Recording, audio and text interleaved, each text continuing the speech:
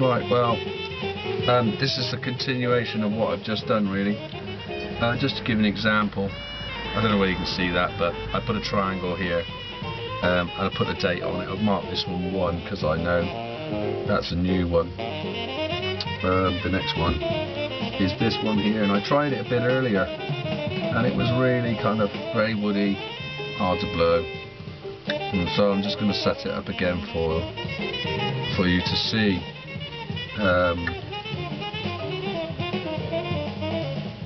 What this is actually like. It's funny because I just remember something as well. When I went over with Pendragon on their 21st anniversary, they shot a DVD in Poland, and I was in the dressing room and sort of, you know, getting all nice and rehearsed in that. And Nick Barrett walked in, the guitarist of the band, and he said, "Whose mirror's that?" And I said, "Well, it's mine." He said, "Well, you're not on coke, are you?" I said, "No." I said, "It's you'd have a hard job sniffing this." I said, "It's wood." Give you a real bad headache. So it was just a funny thing that happened there in Poland when we shot that DVD, Past and Present. I was bricking it before I went playing, I tell you.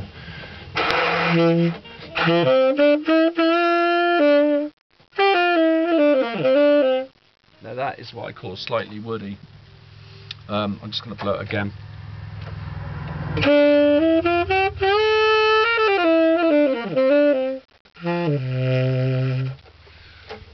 What I want to do is get it a bit brighter, and I want to get it easier to play.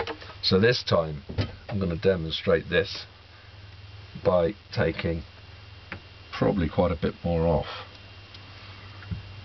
And again, I'm going to go down the left side. This heart is a lot shorter on this, so I'll probably just blade it down to one side, I think, and that'll probably give me the edgy sound I'm looking for. So let's just do that. Now, it's hard to see because of this light, it's not very good, to be perfectly frank with you.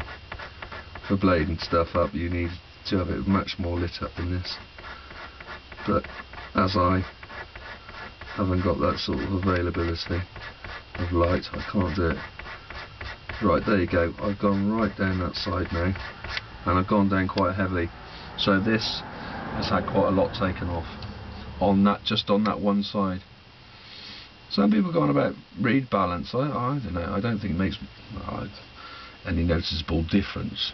Perhaps if you're an incredible sax player like Sam Bourne, or the one we've just been listening to, Michael Brecker, then maybe you would notice a difference. I don't know. Anyway, that's about where I want it there, and that's where I want it there. So hopefully I'll get the result I'm looking for now, to demonstrate that this blading of the reed thing really does work, and it really is worth doing. It's worth getting into. I think so. You know, the last thing you want is having trouble with reeds, to be honest. You want to be able to, you know, and if it gets blown out, I've got another one set up, haven't I? So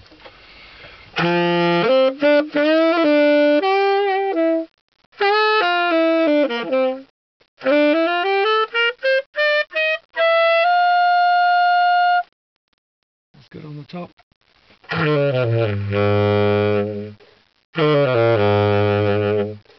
Not quite so bassy as the other one on the bottom, but it's there.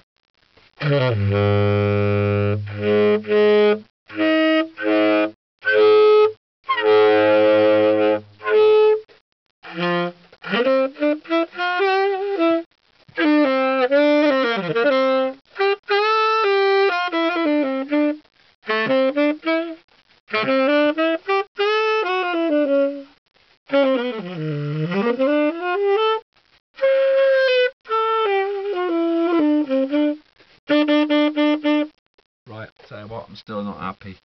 I'm going to make it weaker now, because I still think I'm struggling a little bit with it, even though it's got that nice kind of bright sound. It's still good. So very quickly I'm going to take some right across the middle now. and you always go out one side and then out the other on an angle. Keep the blade flat and go straight to the end now. There we go. Now some people are going to think, God, that's sacrilege, that is terrible, look what that man's doing to that reed. Is there any point in buying it? You should go through a thinner or a lighter strength. But I tell you what, so you get the lighter strength one, so you go down to the 2, say, you know, if that's what you think you're blowing. You still got the same problem. You still got some, you know, they're wood.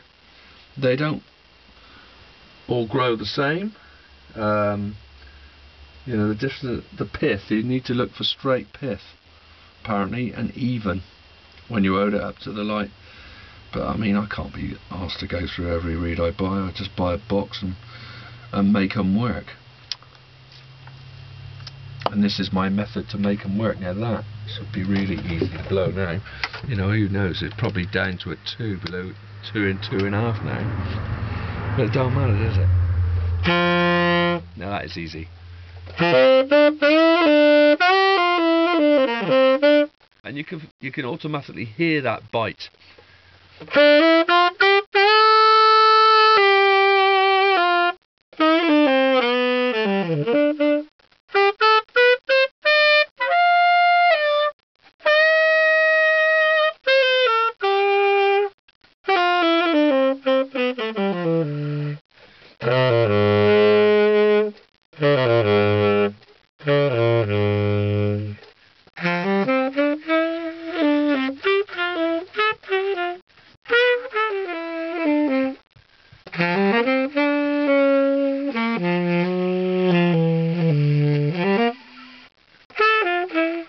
Anyway, I think that kind of demonstrates what I'm trying to say about the whole thing.